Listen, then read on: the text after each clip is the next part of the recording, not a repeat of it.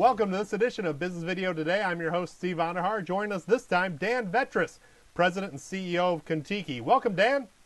Thank you, Steve. Thanks for having me. So you're a relatively new hire there at Kontiki. Tell us a little bit about where you've been and what brought you to Kontiki in the business video space. Great, sure. I recently joined as of May. Actually was commuting for a couple of months from Seattle and physically moved to Silicon Valley to assume responsibility full-time in July. Extremely excited about the opportunity, great technology. So what drove me here was a platform that's been proven in a space I think that's finally coming to fruition, video being the third leg on the ubiquitous unified communication platform stool after messaging and certainly other ways of communicating. So video absolutely is being adopted by large enterprises. We see it every day, and I felt like this was absolutely the best technology that was out there to push all forms of video across corporate intranets, large globally dispersed networks, and doing it without any need for incremental hardware whatsoever, other than what you already have within your existing organization. So for those not familiar with Kontiki, tell us a little bit about the value proposition behind your networking capabilities, the P2P type of capabilities that you bring to bear in the corporate network, and why that is meaningful in an environment where companies are increasingly delivering higher and higher volumes of video content. Absolutely. So we, again, are the only guys that do it without the need to buy any incremental hardware, no blades, no boxes, no servers. We have a proprietary patented technology, peer-to-peer, peer-to-peer assisted to be specific. And what that effectively means is that one time the end user and or IT for the end user seamlessly installs a client on their desktop. That client has the intelligence to then move the video from their desktop to others using existing and unused computing power that actually does exist on every desktop. And it does it in a way that, again, the end user is not even aware of what's happening. It works in a background mode, and that requires nothing other than the PC, the laptop, or whatever is sitting on the desktop of that end user within that large globally dispersed organization. And we then can push it to the most remote branches in the world, regardless of bandwidth, connectivity, and we obviously adhere to all the security, all the firewall, all the IT policies and procedures that you would expect in large global organizations. Now, sometimes the most valuable thing you can have coming into a new company is just merely having a fresh set of eyes to look at things. What opportunities do you see specifically from a person coming from outside the traditional realm of business video in terms of the opportunities that you see for enabling this type of video-enriched communications in the enterprise? Why is this such a big opportunity in your view? Well, to quote the cliche, a picture's worth 1,000 words, it's unquestionable to me that as a leader in many venture-started companies, and prior to that working in large global technology companies, it was apparent to me that most employees have been are undercommunicated to.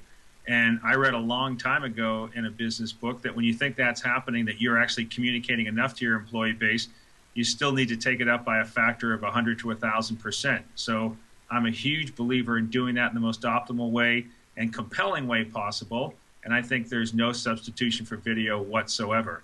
Now, go ahead. In our talks, we've kind of referenced the issue in terms of Kontiki specifically as kind of a back to the future strategy that you're putting into place there. Tell us a little bit about that. Sure. So Kontiki has been around almost 11 years. It's gone through a couple of iterations. It's even looked at developing out its own application stack around the video space. But recently, we've retrenched and really gone back to what we are best at, and that is delivering the content. So much like the Intel Inside adage has existed for quite a while, we want to be the underlying plumbing, the infrastructure provider, and you can hang any of the appliances off of our plumbing you want to deliver that technology. We are the backbone, and the appliances in this particular case being the applications could be webcasting, content management, portals, desktop telepresence. We'll work with any third-party video technology out there. We already have delivered APIs, and we'll deliver more of those as more people want to, again, take advantage of our computing power. And we will get you to that last mile, if you will, that last end user, that most remote branch, and we will do it as good as anybody in the world. And that is really where we're going with the business, to be the underlying infrastructure that moves all the different applications that are built in a very fragmented but rich video technology sector. So finally, take us into the crystal ball a little bit. Let's take a look at what 2012 holds. How are we going to measure the progress and key milestones for Kontiki in the coming year? What should we be watching for from you folks? So I think first and foremost, we're going to continue to deliver great technology. We're going to take advantage of a lot of the flash technology that's out there and H.264 wrappers as well.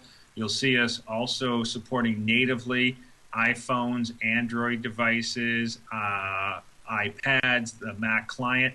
Today we can deliver to all of those devices, but we don't take advantage of the peer-to-peer that we talk to natively. That'll happen early in 2012. So without question, we continue to enhance what is already a great piece of technology. I think from a execution standpoint, we really have a great opportunity in front of us. We think we can double this business from a top-line standpoint next year in the form of new bookings. We think we can double the customer base. We already are a global company in that we have a presence in Europe as well as North America. And we've got a number of partnerships I'm excited about that I think we'll be able to announce early in 2012 as well. So great technology, incremental delivery planned, real demonstrable financial and revenue results.